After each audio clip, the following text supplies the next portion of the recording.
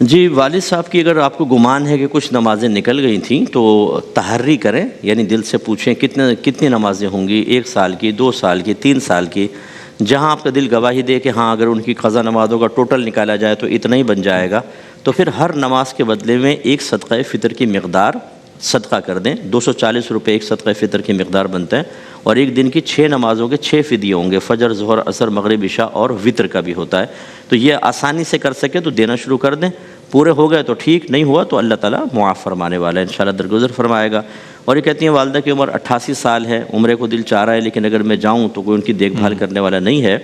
دیکھیں نبی کریم صلی اللہ علیہ وسلم سے ایک صحابی نے پوچھا، رسول اللہ میں جہاد پہ جانا چاہتا ہوں لیکن میری بوڑھی والدہ بھی ہیں، میں کیا کروں؟ سرکار نے فرمایا ان کی خدمت کو لازم پکڑ، تیرے لیے اسی میں جہاد کا ثواب۔ واہ واہ، عمرہ کرنا کوئی فرضیہ واجب نہیں ہے، یہ ایک سنت ہے، تو ماں کی خدمت آپ کے لیے فرضیہ واجب کے درجے میں ہے کیونکہ بہت زیادہ محتاج ہیں، تو عمرہ پوسٹ پون رکھیں، ماں کی خدمت کریں۔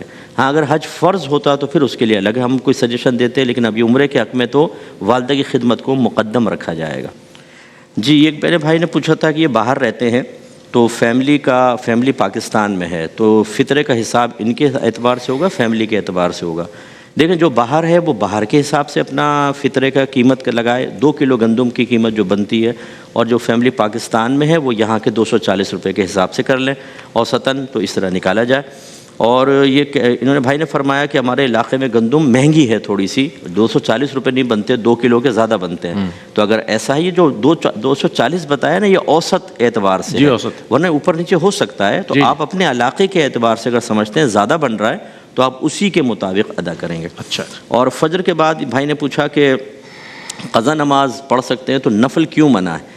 اس لیے کہ نبی کریم نے نفل منع کیا ہے، قضا سجدہ منع نہیں کیا ہے، تو اس لیے آپ نفل نہیں پڑھیں گے۔ بحکم حدیث قضا نماز پڑھ سکتے ہیں لیکن وہ بھی چھپ کر پڑھیں گے۔ اور یہ انہوں نے کہا تھا کہ امامہ سب سے افضل کون سا ہے؟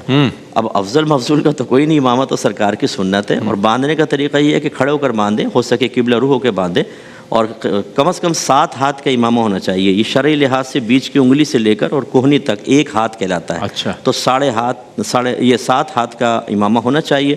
اور آپ تھوڑا سا خوبصورت کر کے باندھ لیں، بہت اچھی بات ہے، ویسے ہی باندھنا چاہیں کوئی مسئلہ نہیں ہے، لیکن اگر کوئی معظم دینی ہوتا ہے تو ان کا اس طرح بے ترتیب امامہ باندھنا ان کی سادگی کی دلالت بن جاتا ہے، علامت بنتا ہے۔ عام آدمی باندھے تو لوگ کہتے ہیں کیسا لباس پہنا ہوا ہے۔ سنت کو اس دور میں اس انداز سے پیش کریں کہ دوسرے کے دل میں محبت پیدا ہو اور وہ اپنانے کی طرف آئے۔